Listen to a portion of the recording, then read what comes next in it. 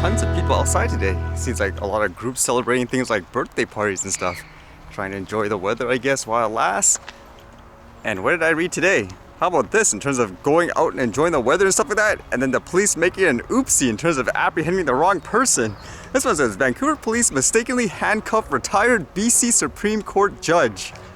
Vancouver police have apologized after officers mistakenly detained and handcuffed a well-known retired judge on Friday. Selwyn Romilly was the first black person named to the BC Supreme Court. And basically he was saying he was walking on the seawall when he was approached by 5 police officers looking for a suspect who had reportedly been yelling and screaming at people and trying to kick them. And this was kind of the really bad thing because it says here, the suspect was described as a 40 to 50-year-old dark-skinned man. Romilly is in his 80s. It was a very embarrassing incident. I hope it doesn't happen again.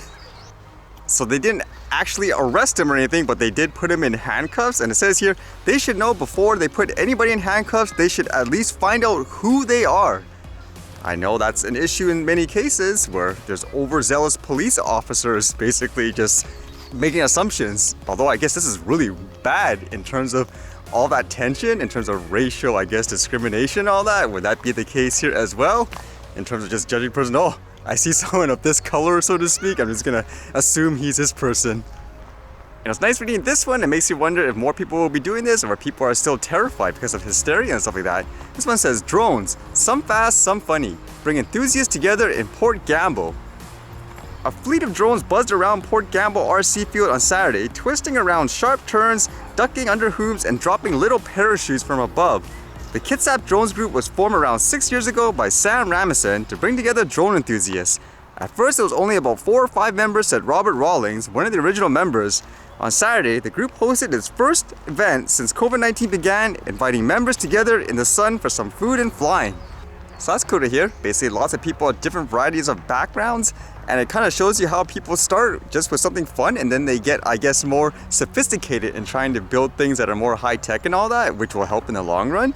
This one says, Sis flies drones as a hobby and enjoys making comedic videos of the footage he gets. He added an eagle head on one of the drones and a night toy that rides it. He bought Star Wars themed toy drones and modified them with higher tech drones so they function better.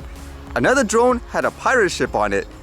To me, that's great. Again, that's where things like innovation and stuff comes from, right? I would imagine that's how things like that Mars helicopter comes about. People experimenting with toys initially get, I guess, inspired and they create something great. But imagine with so much over-the-top regulation, oh, that's completely illegal. You can't fly that in your backyard or anything like that because it's overweight, etc., etc. Ultimately, it just comes down to, I guess, media exposure and all that. If people keep reading, oh no, this drone is spying on you, which is completely ridiculous with wide-angle lens ones, then yeah, what do you expect? Most people would be apprehensive about it. And that made me think of all the stuff I quickly read, for example, about that C-10 bill in Canada, where a lot of people are saying this is a bad idea. It could regulate things like just anyone publishing things on social media. I mean, how's this for a title? It says, Heritage Minister stands by controversial Bill C-10, urges MPs to pass it quickly. Really? Okay, that's kind of interesting, despite what everyone says. In my opinion, this is kind of like what I said with things like the drones. You might be able to get away with over-the-top regulations because the topic's so niche and most people don't do their research. But when it comes to mainstream topics like this, try doing, quote, interim order on stuff like this. Everyone would be outraged. Can you imagine where people just can't have a conversation, so to speak, online? People publishing information, showing what it's like. And I guess with all that news about that Israel and Hamas thing, it was kind of interesting reading. I guess apparently there was a media, I guess, building where it hosted a lot of news reporters. It got blown up. And this one says, Associated Press staff evacuated their office in Gaza City shortly after the building was destroyed in an Israel strike.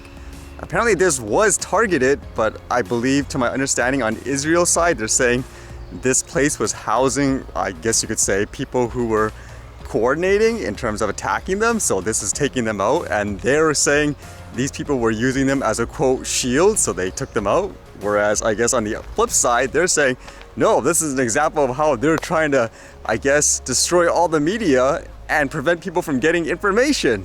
So which one's true? But I think that's an important, I guess, lesson in terms of why you want people to be able to publish information and all that. Can you imagine that? Like here, if they actually approved this bill and they said, oh, that's it, none of you guys can post all this stuff, only these, quote, big companies can. That would be horrible.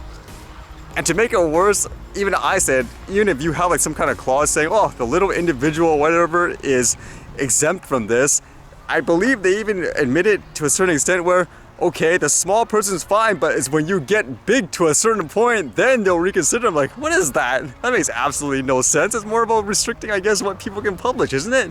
So ludicrous. And doing some testing with the old controller, it hasn't stopped completely with the gimbal facing down, but at max it goes at about 3 meters a second. Kind of a weird variant so far, huh?